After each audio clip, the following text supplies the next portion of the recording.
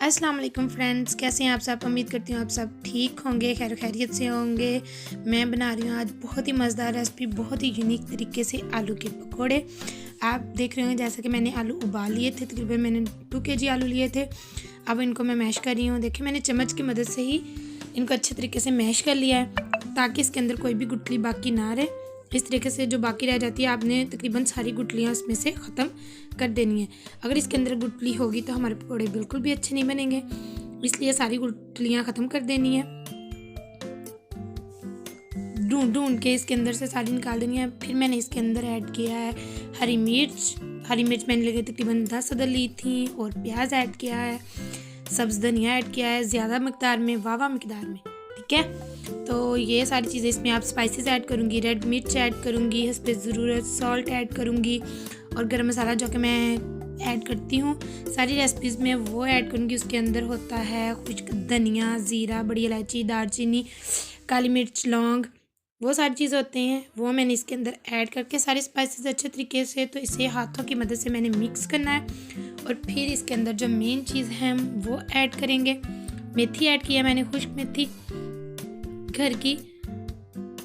ये देखिए ये मैंने सारे तकरीबन स्पाइसेस ऐड कर दिए हैं। अब मैं इसे हाथों की मदद से मिक्स करूँगी और इसके अंदर ऐड करूँगी मेन चीज़ बेसन, जो मैंने छान के रख लिया था ताकि इसके अंदर कोई भी गुठली बेसन के अंदर ना आए। आपको मेरी रेसिपीज़ कैसी लगती हैं कमेंट सेक्शन में ज़रूर बताया करें, लाइक किया करें, सब्सक्राइब किया करें, कमेंट किया करें, दुआओं में याद रखा करें। अल्लाह पाक हम सब के दस्तरखान वसी करे, ठीक है। ये मैंने बेसन इसके अंदर ऐड किया है। अब बेसन हमें उतना ही चाहिए जिससे हमारा जो मसाला है ना वो थिक हो जाए। ज़्यादा बेसन इसके अंदर ऐड नहीं करना है। इसके अंदर जो ज़्यादा कमाल होता है वो आलूओं का ही होता है, ठीक है। ये इस तरीके से मैं मिक्स कर रही हूँ इसके अंदर। अगर आपको थोड़ा सा ये पतला पतला सा लगे तो आपने इसके अंदर थोड़ा सा बेसन और ऐड कर लेना है। इसकी कोई भी लिमिट फिक्स नहीं है, आपने आलूओं के हिसाब से ऐड करना है। देखिए हमारा मिक्सचर रेडी हो चुका है। देखिए हार्ड सा हुआ है ना, तो इससे पकौड़े बहुत अच्छे बनेंगे।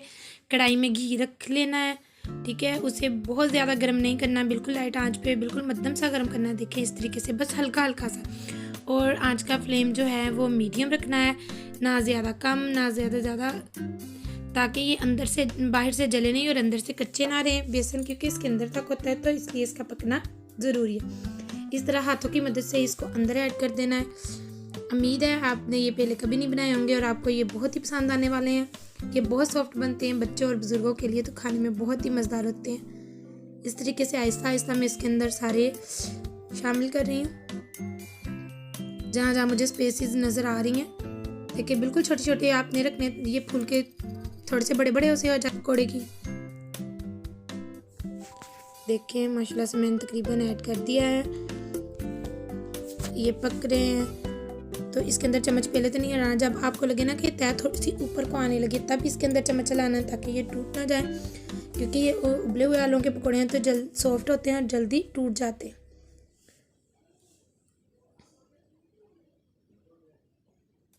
देखिए मैंने चेक किया है, अभी इसके अंदर थोड़ी सी कसर बाकी है। मैं चम्मच की मदद से इसे पलट रही हूँ थोड़ी देर बाद। देखिए माशाल्लाह से कितना अच्छा कलर आया है, सही है। आंच का फ्लेम ज़्यादा करने से जो हमारा बर्तन है वो इर्द गिर्द से जल जाता है। देखें जैसे मेरी कढ़ाई हुई है, तो काइंडली आंच का फ्लेम ज़रा कम ही रखा करें, उतना रखा करें जितना हमारे बर्तन में घी होता है, ताकि जो इर्द गिर्द बर्तन है वो नहीं जले। ये मैं इसे उलट पलट कर रही हूँ। देखिए कलर माशाल्लाह से कितना प्यारा है। अभी मैं इसको डिश आउट करूँगी, दिखाऊँगी आपको कैसे लगे। आपको मेरी रेसिपी कैसी लगी है आज की कमेंट सेक्शन में ज़रूर बताइएगा। और ये बहुत ही कम बजट में बनती है और बहुत ही लजीज बनती है।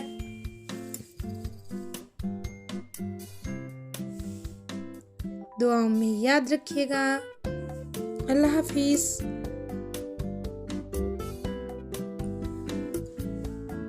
देखिए जी माशाल्लाह से मैंने डिश आउट कर लिया है। देखिए कितनी अच्छी लुक आई और बने भी बहुत मज़े के हैं।